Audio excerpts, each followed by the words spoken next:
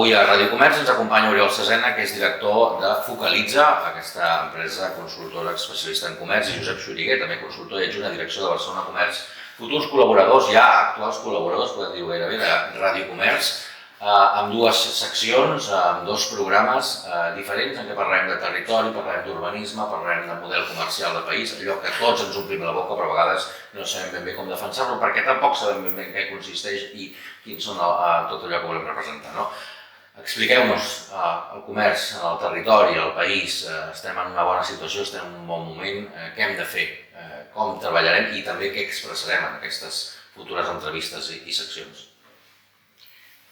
Per la meva part, la idea és, per descomptat, centrar-nos en el comerç, però intentar veure el comerç des d'altres angles, des d'altres punts de vista, per aquesta transversalitat que té, no només com a activitat econòmica, sinó com un sector que té un munt d'externalitats en temes fonamentals de la vida de les persones, la cultura, el turisme, l'esport, etc. I com la salut del comerç també contribueix a millorar la convivència, la prosperitat, etc. del propi municipi i de la ciutat.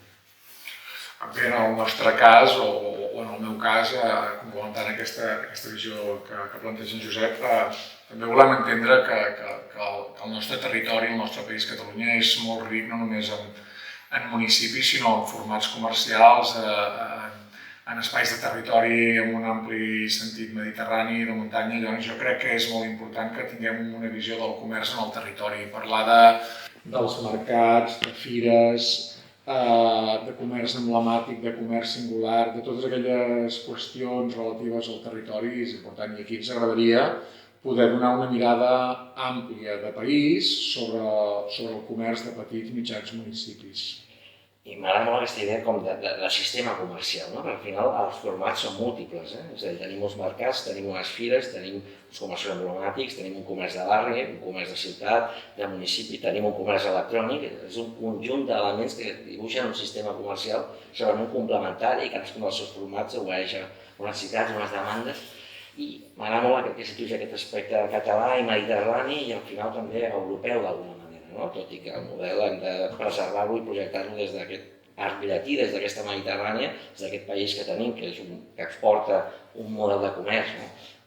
Tenim moltes dimensions que tractar en l'àmbit del comerç i les ciutats, o comerç, municipis, i per tant comerç i territori. Per una banda, tot el que tu planteges, Josep, a nivell de valors de comerç vinculat al país. A mi m'agradaria, a partir d'aquests valors que tu planteges, també descriure'ls des de l'òptica del territori. És bonic sentir i veurem casos de mercats de Terres de l'Ebre, de Lleida, de Tarragona. És bonic veure com visualitzen totes aquestes persones el comerç, és a dir, no és el mateix el comerç en una gran ciutat que un petit municipi, i tot i que tenen variables similars, crec que val molt la pena treballar en aquest punt. Però després també farem un incís en algun element que jo crec que és important, que és a vegades escoltar la visió d'un carro electe, la visió d'un equip tècnic, quines són les problemàtiques que es troben. És a dir, hem de buscar una mirada molt transversal per entendre que el sector, en aquest cas el comerç, ha de ser un vector molt important al desenvolupament local i productiu. Molt d'acord amb tu, Oriol, i si em permets afegir, jo diria que aquest objecte del qual parlarem i ens centrarem, que és el comerç, mirar-lo des de diferents punts de vista i amb diferents ulleres, des de les ulleres d'un economista o un economista, des de les ulleres d'un arquitecte o d'una geògrafa, d'un historiador, d'una historiadora, mirar tot aquest ecosistema tan complex i a la vegada tan fascinant que és el comerç de totes aquestes mirades, i també anant a l'arrel de quan va néixer el comerç, segurament que està molt vinculat a l'origen dels hàbitats humans, però també segurament a vegades mirem enrere per també mirar en moments difícils, en moments de cruïlla com l'actual, però també des d'oportunitats, mirar cap on hem d'anar. Tota l'erupció de la intel·ligència artificial. L'altre dia una persona deia, ostres, que el mercat és una institució medieval, però que perdiu i segurament cap on anirem amb l'utilització de tecnologia. A tall d'exemple em fas pensar que una de les persones que portarem serà la regidora del municipi de Balaguer. Balaguer es caracteritza, entre d'altres, per tenir, diria que el mercat setmanal més antic de Catalunya. Crec que, per exemple, valdrà molt la pena sentir l'Esther Guarner com ens explica com el mercat mercadal, que ens en diuen dels dissabtes, contribueix a ser un motor econòmic, turístic, social de la ciutat. Aquest és un exemple. Clar, estan passant moltes coses, no? Poder escoltar... Avui venia d'una reunió amb comerços a Mallorca, poder escoltar de l'Illa Gran de Mallorca, de mans dels seus comerços o dels seus càrrecs electes, com conviuen, com fan sinergia comerç, turisme, crec que és una mirada cosina germana, no? Aquí ves tenint algú com tu, que parlarà de Jaume I, de Pere el Cerimoniós i portarem al món del comerç, crec que estarà bé. Jo crec que si hi ha una persona que extens el teu coneixement al llarg de tot el territori, ets tu a les illes, al país, etc.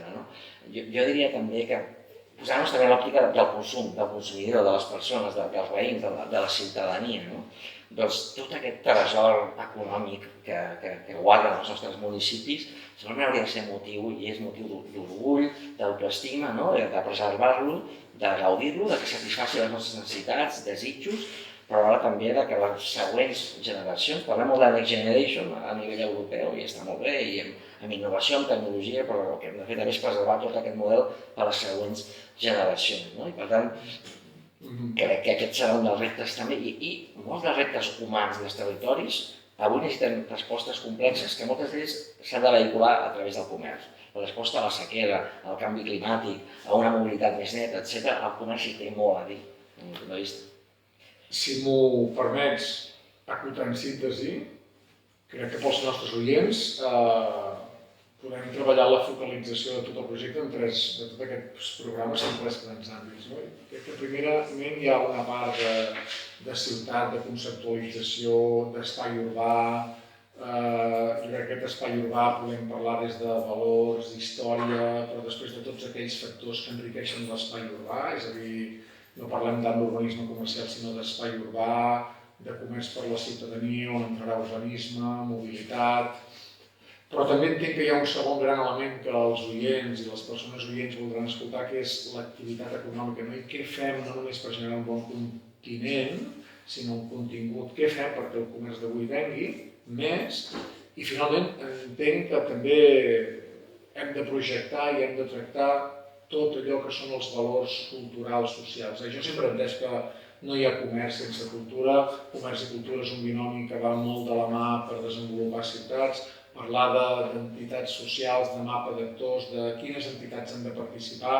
Com bé deies tu un dia amb una entitat associativa, potser no hem d'impulsar una associació de comerciants i el que hem de fer és construir moviments comercials que vetllin per aquests valors. I això és inexorablement amb necessitat de cultura, comerç, societat.